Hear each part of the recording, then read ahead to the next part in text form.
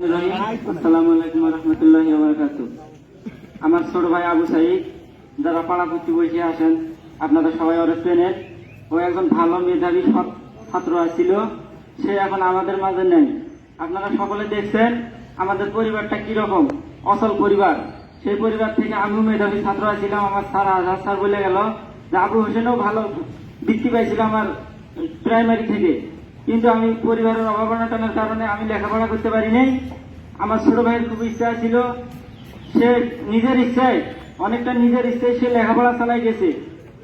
আমাদের মতো ফ্যামিলি থেকে রোকেয়া ভার্সিটির মতো ইউনিভার্সিটিতে লেখাপড়া করা আমাদের কাছে অনেকটা দুঃসাধ্য ব্যাপার।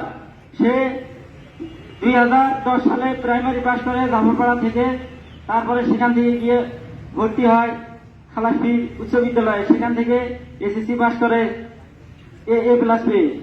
তার পরবর্তীতে সে রংপুর সরকারি কলেজে ভর্তি হয় ইন্টারে, সেখানেও ভালো রেজাল্ট করার পর ইন্টারে পাস করার পর তারপর তার সংগ্রামী জীবন শুরু হয়।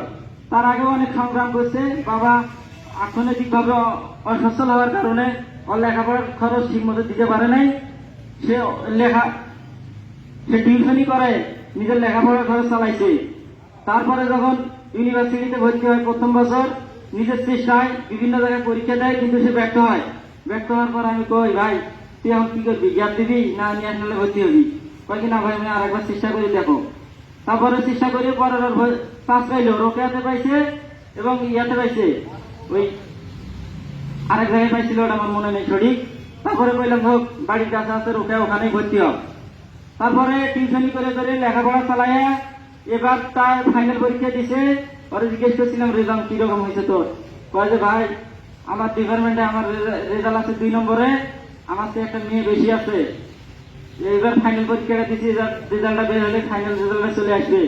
সে একজন গরিব সব মেধাবী ছাত্র আসছিল, সে আসছিল অন্যায়ের প্রতিবাদকারী।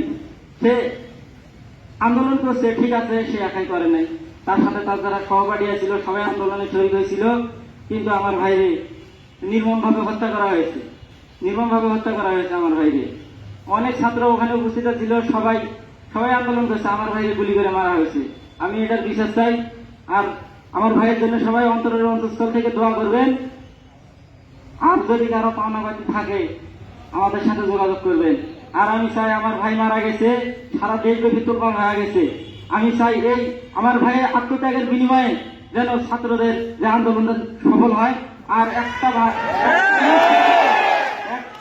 মায়ের বুক যেন খালি না হয়। আমার আদরের ছেলে ভাই, আমাদের